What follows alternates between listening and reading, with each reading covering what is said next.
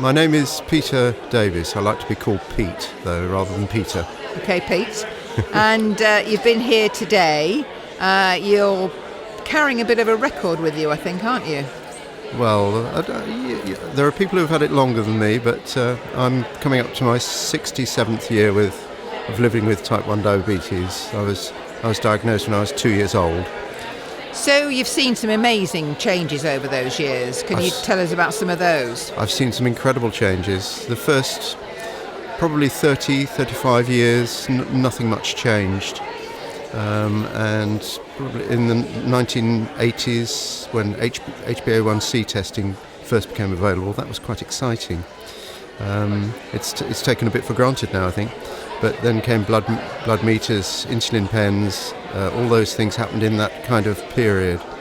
And since then, technology has just gone mad. I mean, it changes almost every week now, and it's quite a job keeping up to date with things. And so, are you using tech yourself these days? I am indeed. I'm looping with a Tandem T-Slim and the Dexcom G6. And I have never had such good sleep in my life. In my 67 years, I've lost a lot of sleep from low blood sugars, high blood sugars, etc. But you've managed to stay as well as possible?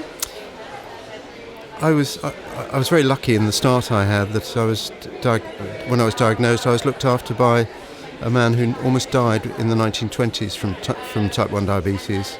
And he was one of the first in the UK to be put on insulin. He set up the King's College Hospital Diabetes Department and devoted his life to caring for people with diabetes, Dr. R.D. Lawrence. And he gave me such a good start in life. My mother was a nurse, so I had lots of blessings, really. And they both, my family, Dr. Lawrence always said, Peter's going to have a great life, that it doesn't need to stop him doing very much at all. And I think I've carried that through. So much so that we were living out in East Africa. My family was home on leave, and I was diagnosed with type 1 diabetes. But my parents went back to live in Africa, and I stayed there till I was nearly 8 years old with my family. So I think that was quite a brave decision. But it's a good start in life. It's good. So you've seen the development of much cleverer insulins, I think, haven't you? Indeed. It was a bit of a shock when I went from animal-based insulins onto human insulins. I didn't respond to it very well, and I kept having severe hypos to the extent that one day I was a teacher of design and technology, and one lunch hour I was found unconscious on the floor. And I think it was just a case of not getting the doses right. My body responded differently to it. But I know it happened to quite a lot of people at that time, and that wasn't very nice. But I've got used to it now. I'm living on human insulin, and life is really good now. Really good. Fantastic. And what have you thought about the event today? Fabulous. It's the first time I've been to one of the DRWF, I have to get that right, one of their events, and I've thoroughly enjoyed myself. It's been terrific. Some very interesting talks, meeting new people, because I'm obviously south of England based. So it's just nice meeting new families, new faces. So how did you hear about the event? It was on social media. I noticed it on Facebook first of all. So I thought must sign up for that. That's good to know. Yes. Brilliant. And have you got a top tip you want to share with anybody? I think if you possibly can, to stay positive. I actually feel that having type 1 has made me a more positive person, because nature intended me to be dead at the age of 2. That's the way I think of it.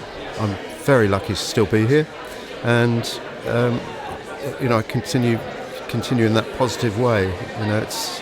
It's great to be here, to be active and doing lovely things. Brilliant. Yeah, and it's never stopped me doing anything. Yeah. In 2014, I'm showing off now. Oh, go on. But in 2014, JDRF invited me to climb Kilimanjaro, and I did that with 18 other people with type 1 diabetes, and that changed my life completely. I've become so much more involved in the diabetes world now, which is another blessing. So I have many things to feel really grateful for in my life. So it's nice to share that with people. And I would just say, I hope my long story, offers lots of hope and encouragement to families who are often scared and really, really concerned about the future of their little children. well understand. Yeah.